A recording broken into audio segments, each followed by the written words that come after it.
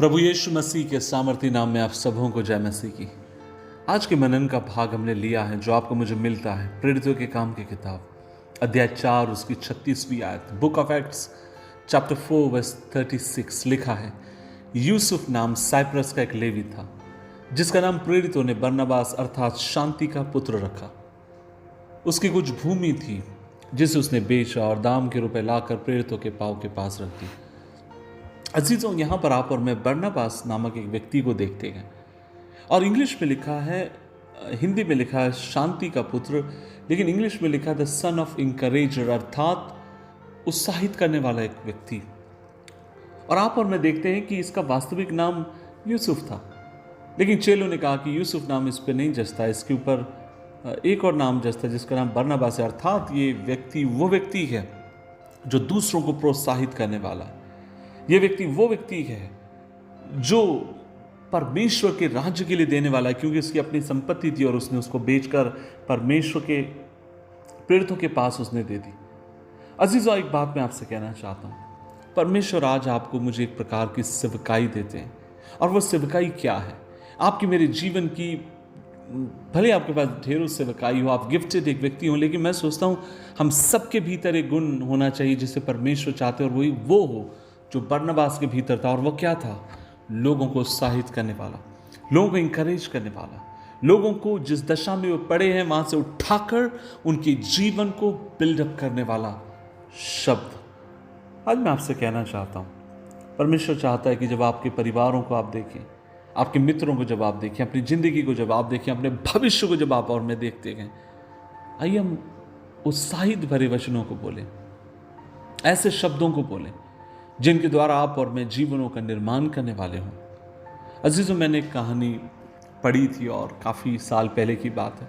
एक महान परमेश्वर का भक्त हुआ और जिन्होंने काफ़ी लंबे समय जिन्होंने लड़ाई लड़ी गुलामों की आज़ादी के लिए। उन दिनों में काले लोगों को, अफ्रीकन लोगों को गुलाम बनाया जाता था और उनकी आज़ादी के लिए एक लंबे समय उन्होंने लड़ाई लड़ी। वो पार्लियामेंट में एमपी थे और इंग्लैंड के पार्लियामेंट में लगातार वे इस बात की के लिए लड़ते रहे कि नहीं, हमें काले लोगों को गुलाम बनाने की ज़रूरत नहीं, क्योंकि वे भी परमेश्वर की संतान हैं, उन्हें हमारे समान अधिकार, और नाना प्रकार की बातें भी करते रहे।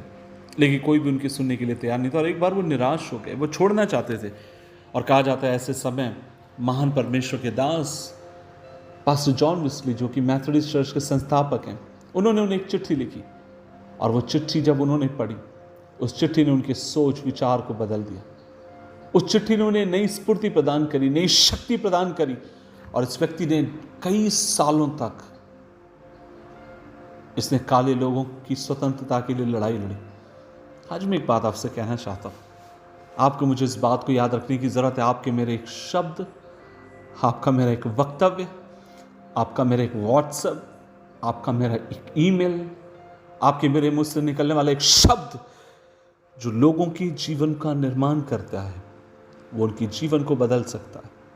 इसलिए आज मैं आपसे कहना चाहता हूं, जब आप लोगों को देखें तो उनके जीवन के ऊपर कटाक्ष ना करें, आप उत्साहित करिए, आप उन्हें उत्साहित करिए। आज एक बात मैं आपसे कहना चाहता हूं, जब मैं आपसे पूछूं कि आप अपने जीवन में उन लोगों को याद करिए जिन्होंने आपको सबसे ज़्यादा पीछे खींचने की कोशिश करी, और तब आप कहेंगे एक या दो, लेकिन मैं आपसे अगर ये कहता हूं कि आप उन लोगों का नाम लीजिए जिन्होंने आपको जीवन में आगे बढ़ने के लिए सहायता प्रदान करी, और तब आप तुरंत किसी ना किसी व्यक्ति का नाम लेने लगेंगे। क्यों? क्योंकि उनके शब्द, उनकी कथनी ने आपके जीवन के ऊपर बड़ा असर डाला।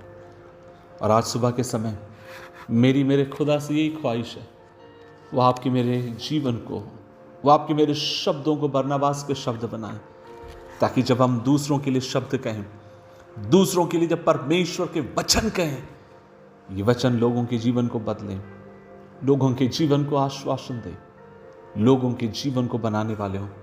मैं हमेशा इस बात को कहता हूँ, मुझे सचमुच प्रभु में अगर कोई सबसे ज़्यादा उत्साहित करता है मेरी बहन। मैं जब कभी, मेरी आदत थी, जब कभी मैं प्रचार करने जाता, अपनी माँ को फ़ोन करता, उससे हमेशा प्रार्थना कराता, कई सालों तक ये करता रहा। और लेकिन जब आज वो नहीं है, आज वो प्रभु के पास है, मैं अपनी बहन को फ़ोन करता हूँ और मुझे याद है जब कभी वो मेरे लिए प्रार्थना करेगी, वो मुझसे यही कहेगी, किशोर देख लेना, आज का संदेश अब तक के तेरे प्रचार की वह सारे संदेशों से बेस्ट होगा।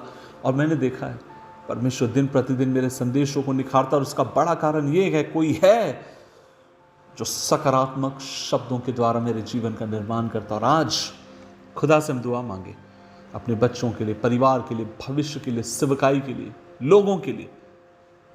हम एक बरनबास बन जाएं, लोगों को उत्साहित करें, प्रभु में बिल्डअप करें, दुआ करें। प्रभु जी, आज हम मिलकर दुआ करते हैं, आप हमें अनुग्रह दीजिए।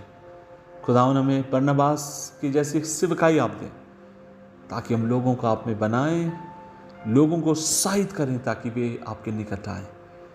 यीशु मसीह के नाम से मांगते हैं, आमीन, आमीन, आमीन।